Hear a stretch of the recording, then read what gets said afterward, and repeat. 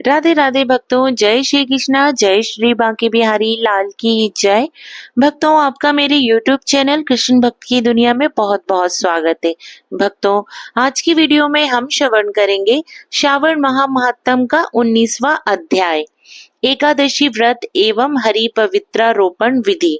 तो भक्तों, video start करते हैं। ईश्वर बोले, हे महामुने, अब मैं श्रावण मास में दोनों पक्षों की एकादशी तिथि को जो किया जाता है उसे कहता हूँ। आप ध्यान से सुनिए।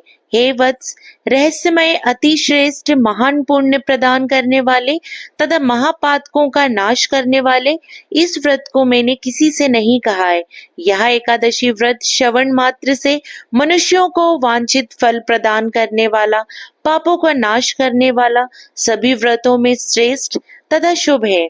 इसे मैं आपसे कहूंगा, आप एकाग्र चित्त होकर सुनिए। दशमी तिथि में प्रातः काल स्नान करके शुद्ध होकर संध्या आदि कर ले और वेद वेत्ता पुराणज्ञ तथा जितेंद्रिय विप्रों से आज्ञा लेकर 16वें उपचारों से देवाधिदेव भगवान का विधिवत पूजन करके इस प्रकार प्रार्थना करें, हे पुंडरीकाक्ष, मैं एकादशी को निराहार रहकर दूसरे दिन भोजन करूंगा। हे अच्युत, आप मेरे शरणदाता होइए। हे वत्स, गुरु देवता तथा अग्नि की सन्निधि में नियम धारण करें। उस दिन काम क्रोध रहित होकर भूमि पर शयन करें। उसके बाद प्रातः काल होने पर भगवान केशव में मन को लगाएं। भूख लगने तथा प्रस्खलन गिरना ठोकर आदि लगने के समय श्रीधर इस शब्द का उच्चारण करें। हे वत्स, यह व्रत मोक्ष प्रदान करने वाला है, अतः 3 दिनों तक पाखंडी आदि लोगों के साथ बातचीत, उन्हें देखना तथा उनकी बातें सुनना, इन सब का त्याग कर देना चाहिए। तदंतर क्रोध रहित होकर पंचगव्य लेकर मध्याह्न के समय नदी आदि के निर्मल जल में स्नान करना चाहिए। सूर्य को नमस्कार करके भगवान श्रीधर की शरण में जाना चाहिए और वर्णाचार की विधि से सभी कृत्य संपन्न करके घर आना चाहिए।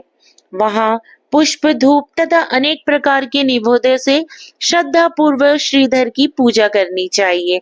उसके बाद स्वर्णमय पंचरत्न युक्त श्वेत चंदन से लिप्त तथा 2 वस्त्रों से आच्छादित कलश को स्थापित करके और शंख चक्र गदा युक्त देवाधिदेव श्रीधर की प्रतिमा स्थापित कर उनकी पूजा करके गीत वाद तथा कथा श्रवण के साथ रात्रि में जागरण करना चाहिए। इसके बाद विमल प्रभात होने पर द्वादशी के दिन विधिवत पूजन करके कृत्य होकर बुद्धिमान को चाहिए कि श्रीधर नाम का जप करें। इसके बाद उन शंख चक्र तथा गदा धारण करने वाले देव देवेश श्रीधर की पुनः पूजा करें और स्वर्ण दक्षिणा सहित कलश ब्राह्मण को प्रदान करें। उस समय ब्राह्मण को विशेष करके नवनीत अवश्य प्रदान करें। इस प्रकार प्रार्थना करें, भगवान श्रीधर, आज आप मुझ पर प्रसन्न हो और मुझे अति उत्तम लक्ष्मी प्रदान करें।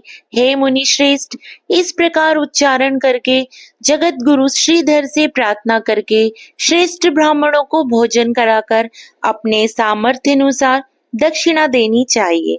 उसके बाद सेवकों आदि को भोजन कराकर गायों को घास खिलानी चाहिए। इसके बाद मित्रों तथा बंधु बांधवों समेत स्वयं भोजन करना चाहिए। हे सनत कुमार, मैंने आपको यह श्रावण मास की शुक्ल पक्ष की एकादशी व्रत विधि बतला दी है। इसी प्रकार कृष्ण पक्ष की एकादशी भी करनी चाहिए। दोनों व्रतों में अनुष्ठान समान है, केवल देवताओं के नाम में भेद है। जनार्दन, मुझ पर प्रसन्न हो, यह वाक्य बोलना चाहिए। शुक्ल एकादशी के देवता श्रीधर हैं और कृष्ण एकादशी के देवता जनार्दन हैं। हे सनत कुमार, यह मैंने आपसे दोनों एकादशियों के व्रत का वर्णन कर दिया है। इस एकादशी व्रत के समान पुण्य व्रत ना तो कभी हुआ और ना होगा। आपको यह व्रत गुप्त रखना चाहिए और दुष्ट हृदय वालों को नहीं प्रदान करना चाहिए। ईश्वर बोले, हे सनत कुमार, अब मैं द्वादशी तिथि में होने वाले श्री हरि के पवित्रारोपण व्रत का वर्णन करूंगा। पिछले अध्याय में देवी की कही गई पवित्रारोपण विधि के समान ही इसका भी पवित्रारोपण है। इसमें जो विशेष बात है उसे मैं बताऊंगा। सावधान चित्त होकर सुनिए। हे महामुने, इस व्रत के लिए जो अधिकारी बताया गया है उसे आप सुने।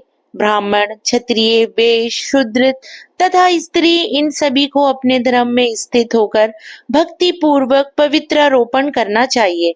द्विज को चाहिए कि अतो देवा अवन्तु तो यतो विष्णु विचकर्मे पृथिव्या सप्तधमा भी, इस मंत्र से विष्णु की पूजा करें। स्त्रियों तथा शूद्रों के लिए नाम मंत्र है जिसके द्वारा वे विष्णु की पूजा करें। इस प्रकार शिव जी की पूजा करें। स्त्रियों तथा शूद्रों के लिए नाम मंत्र है जिसके द्वारा वे शिव जी की पूजा करें। सतयुग में मणिमय, त्रेता में सुवर्णमय, द्वापर में रेशम का और कलयुग में कपास का सूत्र पवित्रक के लिए बताया गया है। सन्यासियों को शुभ मानस पवित्रारोपण करना चाहिए। बनाए गए पवित्रक को सर्वप्रथम बांस की सुंदर टोकरी में रखकर शुद्ध वस्त्र से ढककर भगवान के सम्मुख रखें और इस प्रकार कहें, हे प्रभु, क्रियालोप के विधान के लिए जो आपने आच्छादन किया है, हे देव, आपकी प्रसन्नता के लिए मैं इसे करता हूँ।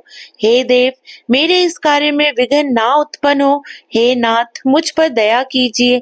हे देव, सब प्रकार से सर्वदा आप ही मेरी परम गति हैं।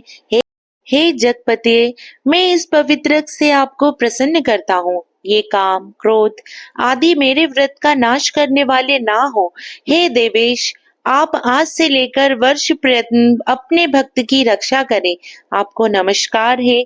इस प्रकार कलश में देवता की प्रार्थना करके बांस के शुभ पात्र में स्थित पवित्रक की आदर पूर्वक प्रार्थना करनी चाहिए। हे पवित्रक, वर्ष भर की गई पूजा की पवित्रता के लिए विष्णु लोक से आप इस समय यहाँ पधारे। आपको नमस्कार है। हे देव, मैं विष्णु के तेज से उत्पन्न मनोहर सभी पापों का नाश करने वाले तथा सभी कामनाओं को पूर्ण करने वाले इस पवित्र को आपके अंग में धारण कराता हूँ। हे देवेश, हे पुराण पुरुषोत्तम, आप मेरे द्वारा आमंत्रित हैं, अतः आप मेरे समीप पधारे। मैं आपका पूजन करूंगा। आपको नमस्कार है। मैं प्रातः काल आपको यह पवित्र निवेदन करूंगा। उसके बाद पुष्पांजलि देकर रात्रि में जागरण करना चाहिए। एकादशी के दिन अधिवासन करें और द्वादशी के दिन प्रातः काल पूजन करें। पुनः हाथ में गंध, दूर्वा तथा अक्षत के साथ पवित्रक लेकर ऐसा कहें, हे देव देव, आपको नमस्कार है। वर्ष प्रयत्न की गई पूजा का फल देने वाले इस पवित्रक को पवित्रीकरण हेतु आप ग्रहण कीजिए। मैंने जो भी दुष्कृत किया है उसके लिए आप मुझे आज पवित्र कीजिए। हे देव, हे सुरेश्वर, आपके अनुग्रह से मैं शुद्ध हो जाऊं। इस प्रकार मूल मंत्र से संपुटित इन मंत्रों के द्वारा पवित्रक अर्पण करें। उसके बाद महान निवेद अर्पित करके नीराजन कर प्रार्थना करें और मूल मंत्र से घृत सहित खीर का अग्नि में हवन करें। इसके बाद इसी मंत्र से पवित्रक का विसर्जन करके इस प्रकार बोले, हे पवित्रक, वर्ष भर की गई मेरी शुभ पूजा को पूर्ण करके अब आप विसर्जित होकर विष्णु लोक को प्रस्थान करें। इसके बाद पवित्रक को उतार कर ब्राह्मण को प्रदान कर दे अथवा जल में विसर्जित कर दे। हे वत्स, मैंने आपसे श्री हरि के इस पवित्रारोपण का वर्णन कर दिया। इसे करने वाला इस लोक में सुख भोग कर अंत में वैकुंठ प्राप्त करता है। भक्तों, इस प्रकार श्री स्कंद पुराण के अंतर्गत ईश्वर सनत कुमार संवाद में श्रावण मास महात्म में एकादशी व्रत एवं हरि पवित्रारोपण विधि कथन नामक 19वां अध्याय पूर्ण हुआ। भक्तों, मुझे उम्मीद है कि श्रावण मास में आप इन महात्मों को जरूर श्रवण कर रहे होंगे। भक्तों, श्रावण मास में महात्मों को श्रवण करने से भगवान शिव जी की विशेष कृपा प्राप्त होती है व माता पार्वती जी का आशीर्वाद प्राप्त होता है। तो भक्तों, आप श्रावण मास में इन महात्मों को जरूर श्रवण कीजिएगा। तो भक्तों, आप सभी को प्रेम पूर्वक राधे राधे।